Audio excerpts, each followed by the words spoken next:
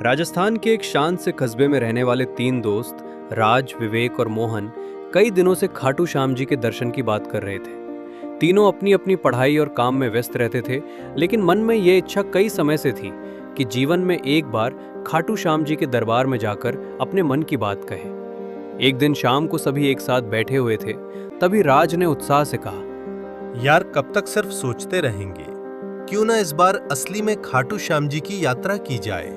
विवेक और मोहन भी इस प्रस्ताव पर तुरंत तैयार हो गए। सबको भीतर से ऐसा लगा जैसे ये बुलावा स्वयं श्याम जी की ओर से आया हो। तारीख तय हुई, बैग पैक हुए और तीनों ने तय किया कि वे अगले दिन सुबह सुबह यात्रा पर निकलेंगे। अगली सुबह सूरज की पहली किरण के साथ ही तीनों का उत्साह चरम पर था।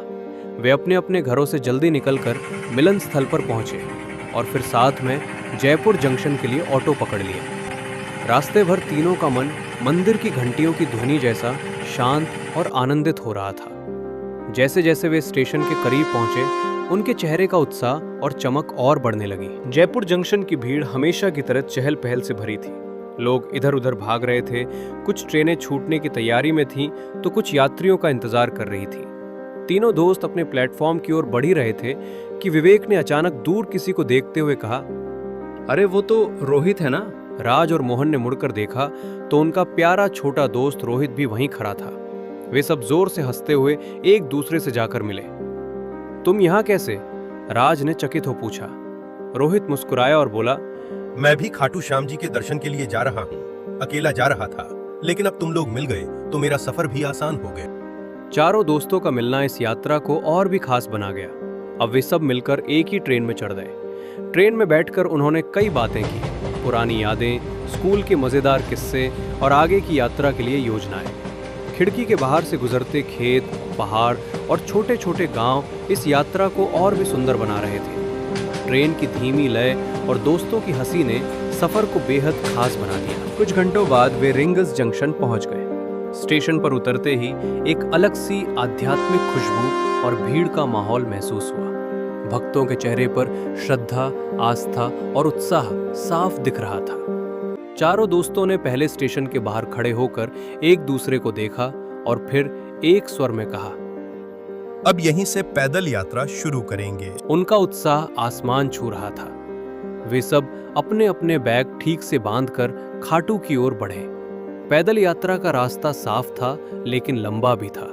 शुरुआत में उन्हें रास्ते के दोनों ओर लगे ध्वज की दुकानों, भजन बजाती स्पीकरों और रंग बिरंगे प्रसाद की दुकानों ने आकर्षित किया। हर दुकान पर श्याम रंग की छटा बिखरी हुई थी।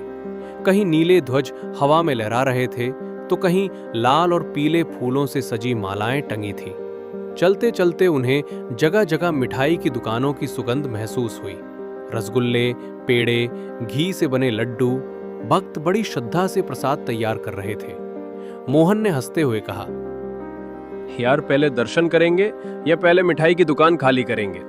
सभी हंस पड़े और फिर आगे बढ़ते रहे। धीरे धीरे वे तोरण द्वार के करीब पहुंचे। विशाल तोरण द्वार को देखकर उनकी थकान जैसे हवा हो गई। उस पर रंग बिरंगे प्रकाश और फूलों की सजावट मन को मोह लेने वाली थी। यहाँ खड़े होकर ऐसा लगता था कि जैसे स्वयं श्याम बाबा अपने भक्तों का स्वागत कर रहे हों। कुछ देर विश्राम के बाद वे आगे बढ़े और आखिरकार खाटू की प्रसिद्ध गलियों में पहुंचे। यहाँ भीड़ और बढ़ गई थी। भक्त भजन गाते, हाथों में ध्वज लिए आगे बढ़ रहे थे। दुकानों पर प्रसाद, चूरमा, मालपुए और प्रसाद की टोकरी सजाई गई थी। चारों दोस्तों ने भी प्रसाद लिया और थोड़ी देर बैठकर विश्राम किया। जब वे मंदिर के मुख्य प्रवेश द्वार तक पहुंचे, तो उन्हें एहसास हुआ कि यहाँ दर्शन के लिए भारी भीड़ जमा है। भक्तों की लंबी कतारें धीरे धीरे आगे बढ़ रही थी। राज ने कहा, कोई बात नहीं, इतना सफर तय किया है, अब ये लाइन भी चमत्कार का हिस्सा है। वे सब लाइन में लग गए। धीरे धीरे कदम आगे बढ़ते रहे। कभी हवा चलती, कभी भीड़ का जोर बढ़ता, लेकिन चारों के मन में सिर्फ एक ही आशा थी, श्याम जी के दर्शन बस कुछ ही देर में। आखिरकार वो क्षण आ पहुंचा जिसकी प्रतीक्षा चारों ने बरसों से की थी। वे गर्भगृह के पास पहुंच गए। वहां की दिव्य रोशनी, धूप दीप की सुगंध, घंटे की मधुर आवाज और भक्तों की श्रद्धा ने वातावरण को पूरी तरह आध्यात्मिक बना दिया था। और फिर चारों एक साथ श्याम बाबा के सम्मुख खड़े थे। सजाए गए सिंहासन पर श्याम जी की दिव्य मुस्कान देखते ही चारों की आंखें नम हो गई। ये आंसू थकान के नहीं थे, ये आंसू थे शांति, कृतज्ञता और असीम श्रद्धा के। रोहित ने धीरे से कहा, यार, आज समझ में आया कि लोग क्यों कहते हैं यहाँ बुलावा आता है। राज, विवेक और मोहन चुप थे, क्योंकि उस पल में शब्दों की जरूरत ही कहाँ थी। दर्शन करने के बाद सभी ने हाथ जोड़े, मन की प्रार्थना की और धीरे धीरे बाहर निकल आए। या फिर वहां चारों श्याम बाबा कुंड में स्नान करने चले गए। सुना है वहां का स्नान सुध मन जाता है। बाहर निकलते ही हवा के झोंके जैसे आत्मा को ठंडक दे रहे थे। चारों दोस्तों ने मुस्कुराकर एक दूसरे को देखा। ये यात्रा सिर्फ एक सफर नहीं थी, बल्कि एक जीवन भर की याद थी।